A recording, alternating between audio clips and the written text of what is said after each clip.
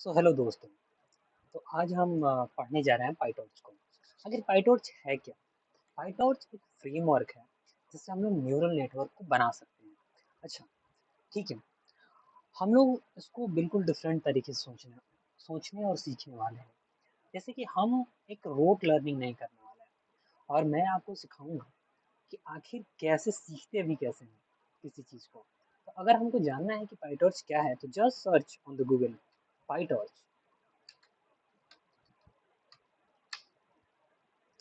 Here is the answer. PyTorch is a machine learning framework based on the Torch library used for the applications such as computer vision, natural language processing, and it was developed by Meta AI and now Linux Foundation on the okay. So free है, open source है और इसका use जो होता है वो machine learning के framework के लिए होता है कि हम लोग कोई भी एक मॉडल क्रिएट कर रहे हैं तो उसको हम लोग क्रिएट कर सकते हैं विद दैट PyTorch। अच्छा, इसका एक भाई है जो कि है टेंसरफ्लो।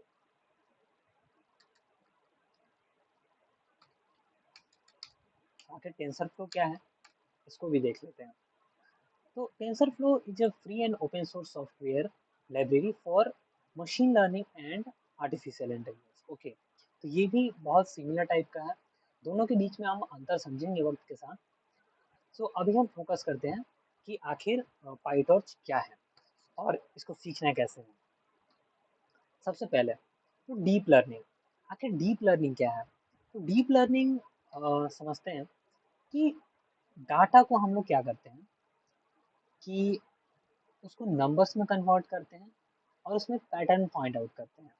और बेसिकली यही है डीप लर्निंग कि न्यूरल नेटवर्क्स के लेयर्स खुद प्रेडिक्ट करते हैं कि आखिर क्या क्या पैटर्न्स होंगे इसमें और क्या क्या रिलेशन होगा एक दूसरे के बीच में, डाटा के बीच में।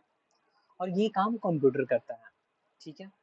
अच्छा, कंप्यूटर डज दिस पार्ट कैसे? तो कोड और मैथमेटिक्स से।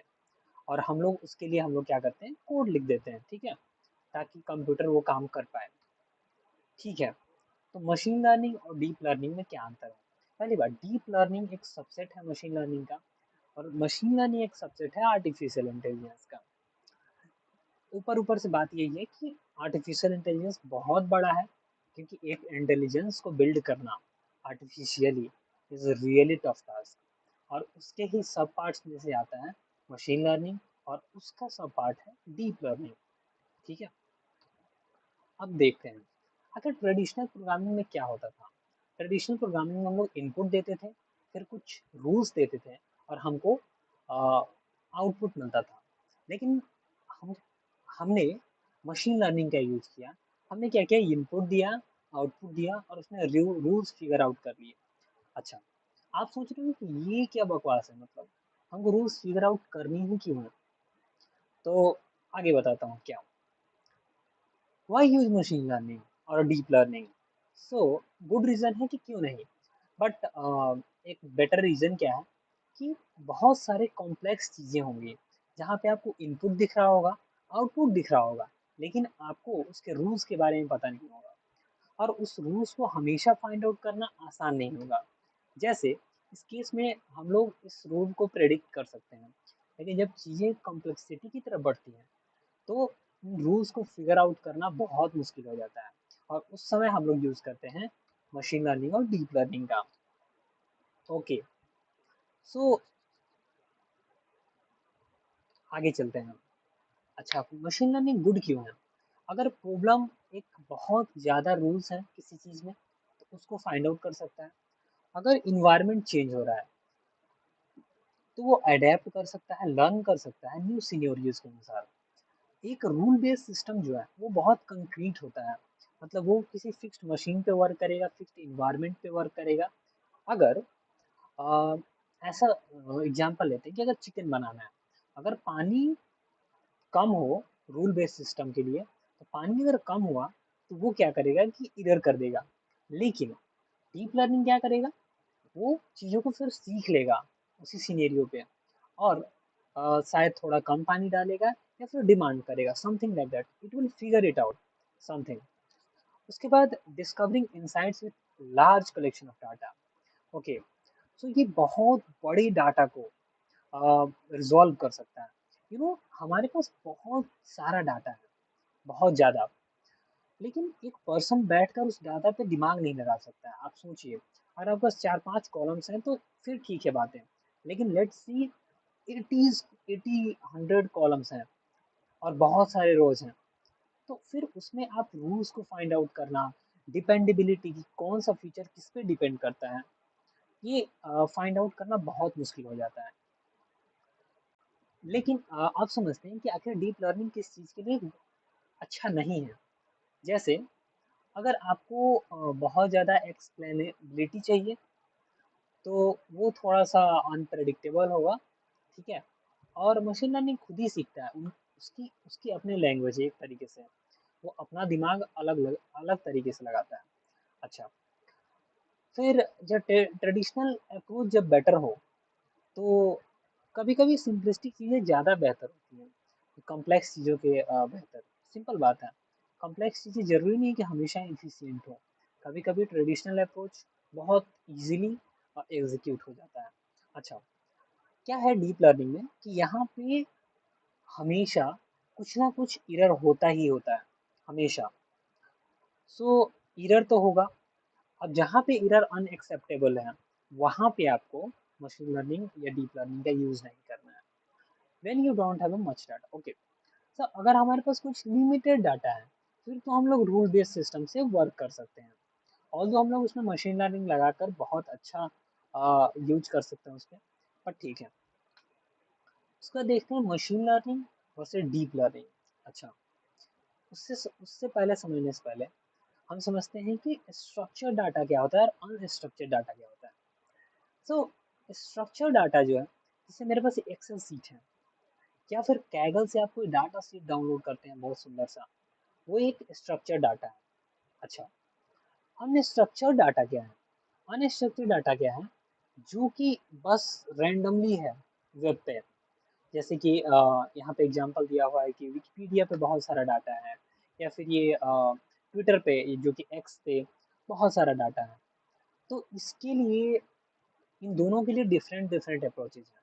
अगर एक स्ट्रक्चर डाटा है, तो हम सिंपली मशीन लर्निंग को यूज कर सकते हैं। मशीन लर्निंग में भी एल्गोरिदम होते हैं, जैसे ग्रेडियंट डिसेंट होता है, लॉजिस्टिक रिग्रेशन हो गया, और भी ढेर सारे के मीन्स के क्लस्टरिंग वगैरह वगैरह। अनस्ट्रक्चर्ड डाटा के लिए क्या है कि आपको न्यूरल नेटवर्क्स बनाने पड़ते हैं, एक तरीके का छोटा दिमाग जो कि बहुत सारी चीज़ों को रिजॉल्व कर पाता है। और सच बताऊँ, छोटा नहीं, इट्स लाइक कि बहुत एक बेहतरीन दिमाग जो कि थोड़ा कॉम्प्लेक्स होता है, उसको बनाना होता है ताकि वो पैटर्न्स को ढूंढ पाए इस अनस्ट्रक्चर्ड डाटा में, बिखरे हुए डाटा में से। ठीक है, ठीक है।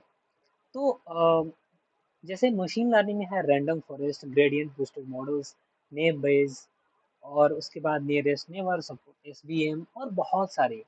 अच्छा, लेकिन अनस्ट्रक्चर्ड डाटा को हैंडल कैसे करते हैं?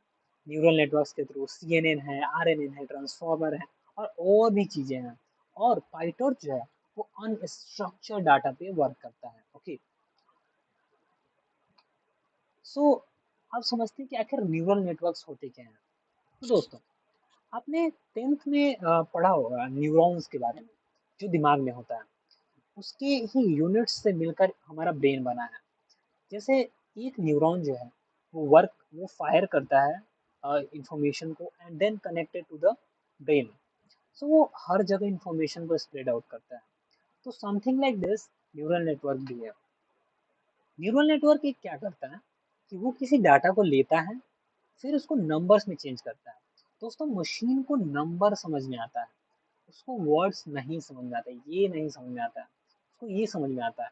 अच्छा, ये समझ में आता है, वो क्या करता है कि वो पैटर्न्स को फाइंड आउट करता है। ये एक तरीके का दिमाग है।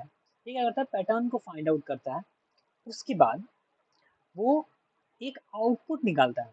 अच्छा, इस आउटपुट को हम लोग फिर से क्या करते हैं, अ, ये जो नंबर आउटपुट है उसको हम लोग अपने टेक्स्ट आउटपुट में कन्वर्ट कर लेते हैं। ओके, तो हम लोग हर एक स्टेप को धीरे धीरे सीखने वाले हैं।